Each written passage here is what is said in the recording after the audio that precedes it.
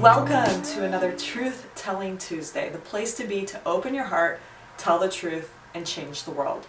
I'm Tanya Lynn, the author of Open Your Heart, How to Be a New Generation Feminine Leader, and the founder of Tribal Truth and Sistership Circle.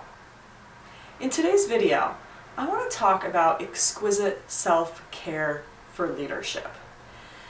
Self-care is so important for us as leaders to be a feminine leader, or if you're a man watching this, for you to be in your ultimate power as well, so that we are coming from a place of true service and we are able to give from a place of overfill and abundance versus being depleted and burnt out. For years, I was leading from a place that was absolutely depleted. And I was so resentful and had so much frustration and really could not feel fully connected to the people who I was leading. Whether this was in circle, this was at an event, this was my leadership team, I just didn't really feel all that connected. And it's because I was coming from this place of giving it all away and not fully receiving. When I made a shift and I started to look at how can I show up and lead first with my intentions of what am I going to receive? What is going to have me feel filled up today? And then things started to shift and I found that I had more energy. I wasn't completely burned out after leading a full weekend or even a full week retreat. So that is really where I'm coming from, is how do we get to this place of being able to calmly come in and be in this place of receptivity? And that starts with exquisite self-care. So I'm going to give you 3 tips on how you can create exquisite self-care in your life. Number 1 is do what feels good. So in my pregnancy, I've really struggled with my energy level. And what I found is that I've been wanting to just veg out, watch movies, lay in bed, take lots of naps. I haven't really wanted to do all that much. And yet there's this part of me that thought, oh no, I need to be more active, I need to go to the gym, I need to work out, I need to do all these things. But then I tuned in, I'm like, what really feels good? And I was like, oh my God, I'm craving to read a book. I just want to lay in bed all day and just read a really good book. And then all of a sudden, I found 2 really good books. And I can't put them down. And they were exactly what I needed to read for my pregnancy. One is called Secrets of the Baby Whisperer. And I cannot tell you how much I resonate with this woman's advice and her life view of how we should be parents.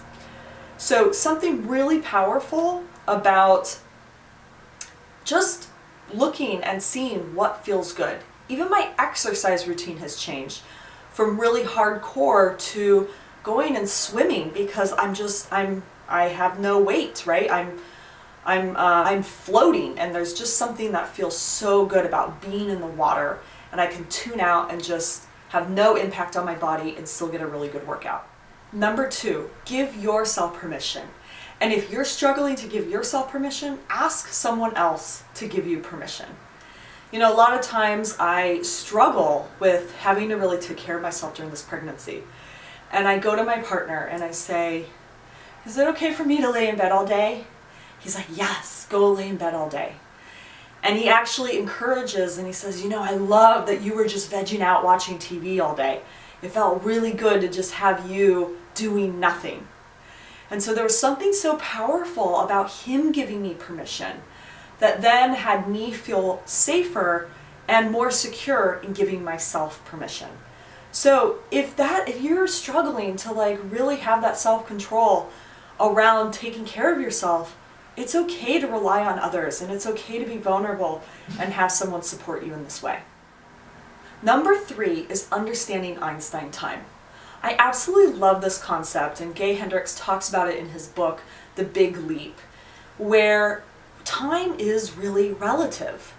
A lot of times we don't feel like we have time for self-care. We don't have time for ourselves. there's this thing that needs to get done and that thing that needs to get done. And if I don't do this right now, it's never going to get done. But if we can actually let go of the idea of a deadline and our linear way of thinking about time, we can actually get in the flow of divine timing and how everything can work out and actually things will happen at exactly the right time. A lot of times when we let something go and we put it off, we then pick it up the next day and we realize that we have more energy for it, we have more creativity for it, and it actually goes so much faster. Taking time away from something, especially when you're feeling tired and depleted, will actually have you be more efficient when you come back to it later. So now I want to hear from you. What are some of your exquisite self-care routines and tips? How are you able to really prioritize taking care of yourself so that you're coming from a place of abundance?